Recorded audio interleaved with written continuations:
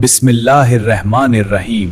एक ऐसी कहानी जो आपको हैरत के समंदर में डुबा देगी। शेख अब्दुल हमीद आबिद।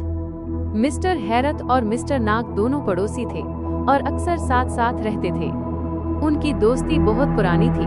गांव वाले उनकी दोस्ती की मिसाल देते थे, लेकिन एक बात बहुत बुरी थी कि दोनों दोस्त अक्सर बेपरखी उड़ाया करते थे और जिस बात पर अड़ जाते थे इससे पीछे न हटते।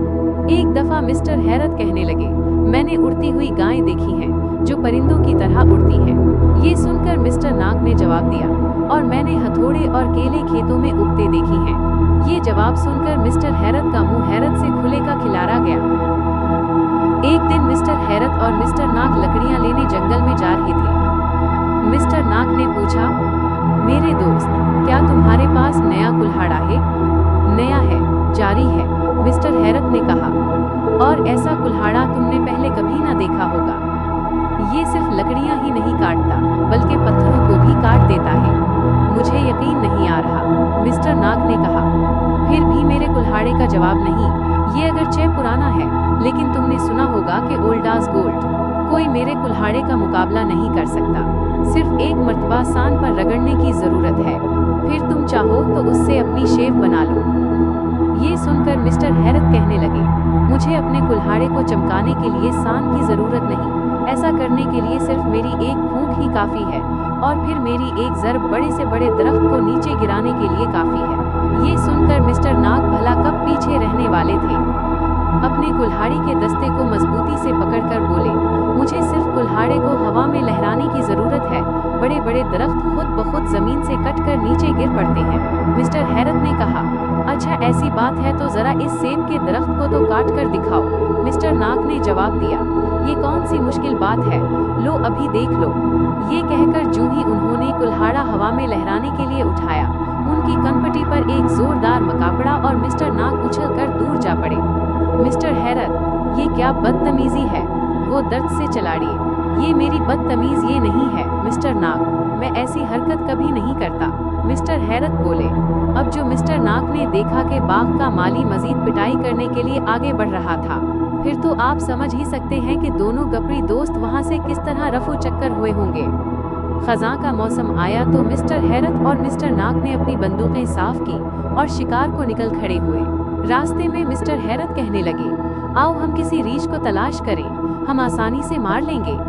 मिस्टर नाक ने ये सुनकर हैरत का तमस्खुर उड़ाया और कहा, एक क्या, मैं तो 1 दर्जन रीछों को एक साथ मार सकता हूँ। मुझे याद है कि जब मैं छोटा सा था तो मैंने 1 घंटे में 2 दर्जन खरगोश शिकार किए थे। ये सुनकर मिस्टर हैरत भला कब पीछे रहने वाले थे, बोले, और जब मैं बच्चा था तो एक वक्त में इतने खरगोश शिकार कर लेता था कि मुझे उनको ले जाने के लिए छकड़े मंगवाने पड़ते थे। इसलिए मैं सिर्फ मोटे मोटे खरगोश ले जाता और बाकी कों के लिए छोड़ देता था। इसमें हैरानी की कौन सी बात है, मिस्टर नाक ने कहा। मैंने एक दफा गंदम के दाने जितनी गोली से 14 मुर्गा बियां गिरा ली थी। मिस्टर हैरत कहाँ पीछे रहने वाले थे, तेजी से बोले, तुम्हें मालूम है एक दफा मेरे साथ क्या हुआ? कोई मामूली सा वाकया हुआ होगा। मिस्टर नाक ने तंजिया अंदाज में लुकमा दिया, असल वाकया तो मेरे साथ हुआ था। जब शिकार के दौरान मेरी सब गोलियां खत्म हो गईं, तो मैंने एक छोटी सी कील को बतौर गोली इस्तेमाल करके 2 हाथियों को एक ही बार में हलाक कर दिया था। बल्कि कील हाथियों को चीरते हुए जाकर लोमड़ी की दुम पर लगी और दुम आड़कर दरख्त की शाख से अटक गई। मिस्टर हैरत ने इस वाक़े का कोई असर न लिया और अपनी धुन में बोलते गए, पिछले साल मैंने अपनी बंदूक में गोली की जगह खाने में इस्तेमाल होने वाले मसाले डाल दिए और मुर्गाबियों को निशाना बनाकर एक ही हमले में 7 मुर्गाबियों को गिरा दिया।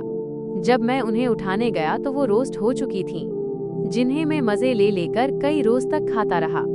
बेहतर ये है कि तुम शिकार वगैरह छोड़कर किसी घर का बावर्ची खाना संभाल लो। मिस्टर नाक ने चोट की।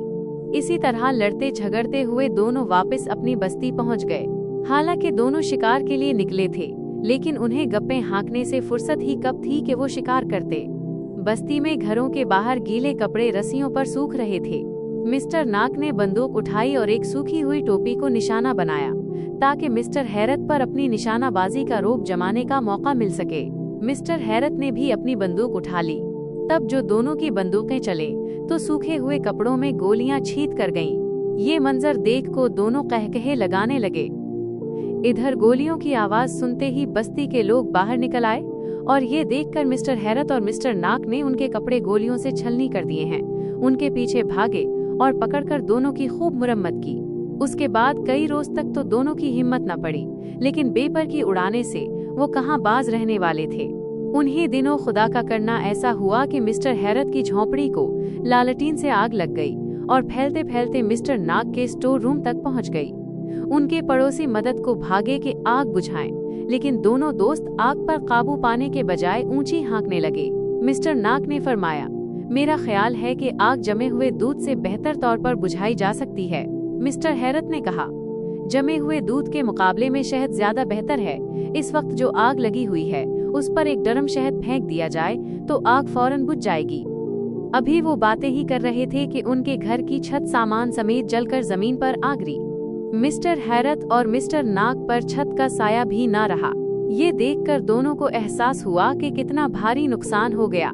दोनों एक दूसरे के गले लग गए और धाड़े मार मार कर रोने लगे।